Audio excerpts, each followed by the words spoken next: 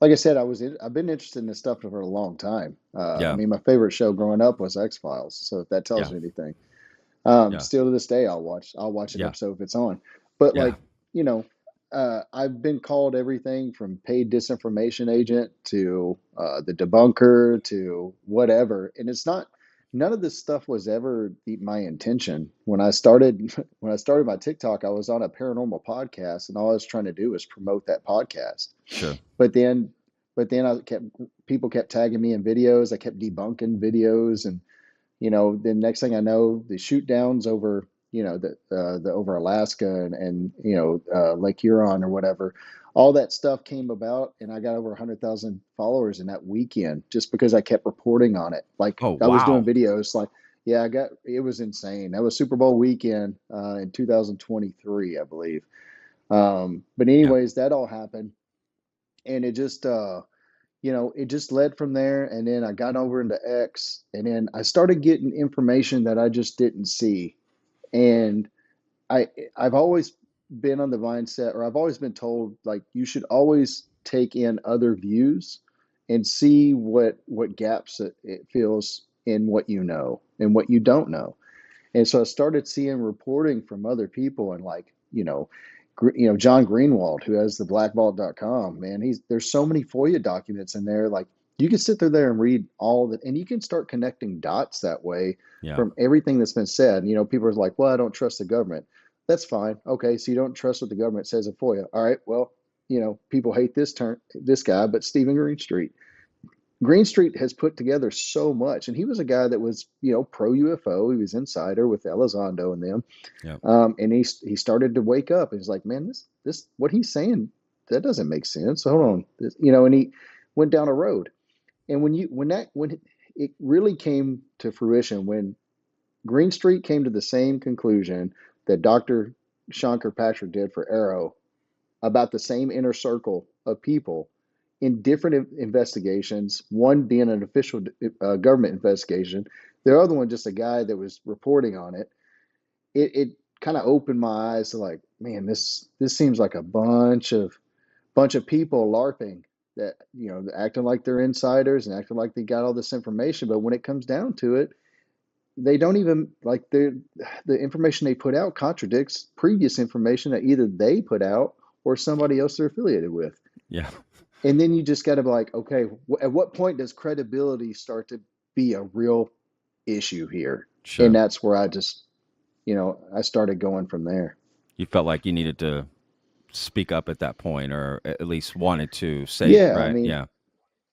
Yeah. No, I yeah, as get a it. veteran, especially because, like I said, yeah, like, they've been, like I've stated plenty of times here lately, there seems to be a trend where there's more emphasis on somebody's resume and background in either the military, Department of Defense, or intelligence community, and that is what justifies the claims they make in public versus what evidence or documentation they provided to justify the claims that they've made. That's what's going on. People are just saying, oh, well, this person did so and so for the government. Well, he has to be credible, and what he wouldn't be saying this if he wasn't for sure. And Yeah. that's just not how it works. Yeah. I agree with So that. that's one of the things I've been trying to inform people on, is that's a tactic being used by these inner circle guys. Yeah. Well, look, man, yeah, I agree with that. And I think it's great to speak to different viewpoints. I mean, this interview will come out either before or after an interview I did with Steve Bassett, who is, super Nice. pro, all that, I just love having conversations. I love hearing different viewpoints. I treat it probably a lot less seriously than most people, to be honest with you. It's a good thing. Yeah. Yeah, but I'm interested in this topic like yourself, but at the same time, I want the truth. I always point to this Yeah. poster, right? It says, I want to believe, the X-Files poster, but I also say, but I don't want to be deceived, right? I want to believe, but I don't Right. want to be deceived. And that really bothers me. I don't like purposeful deception. One thing is to, like, like when I worked in restaurants or had my own, places in Austin, Hey, boss, I can't come into work. I got in a car wreck. I can't make. Okay, bitch, you're fucking lying, but whatever. It's not a big deal. Okay, Right. that's not the end of the world. Another thing is to like, you know, um, sort of play on the vulnerabilities of people, and try to profit in a way that's kind of insane.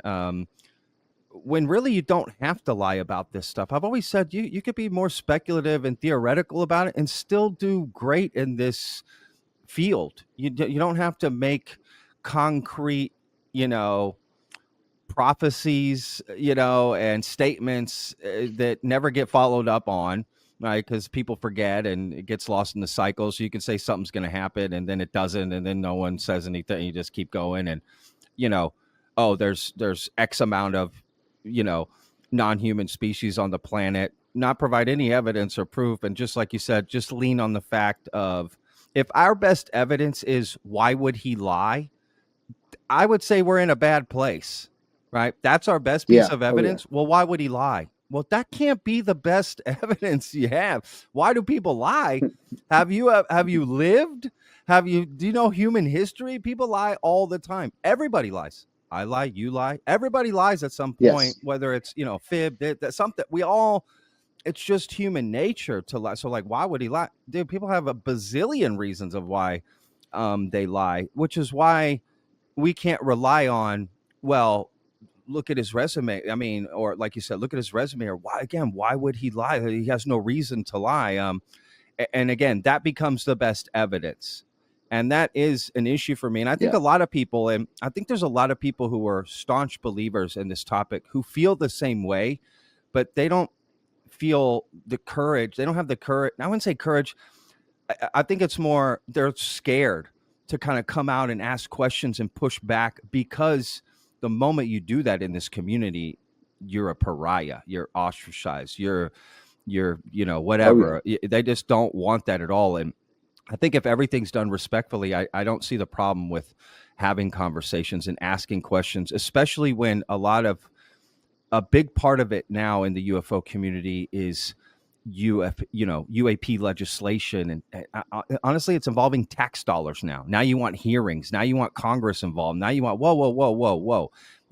We've crossed a line into another realm, in my opinion, where I get to ask questions. You want tax dollars? I mean, that's like saying any particular topic in politics, you're not allowed to ask questions about it. I mean, that doesn't make any sense. You're asking for legislation to get passed. There should be questions asked. As an American citizen, I should be allowed to ask some of these questions about this. And that is even a bigger red flag for me. The fact that there is pushback on that it's not, yeah, hey, come down, sit down, let's talk about it. It's, you don't deserve to Yeah. be here. Let's shut you down. That's kind of the big red flag.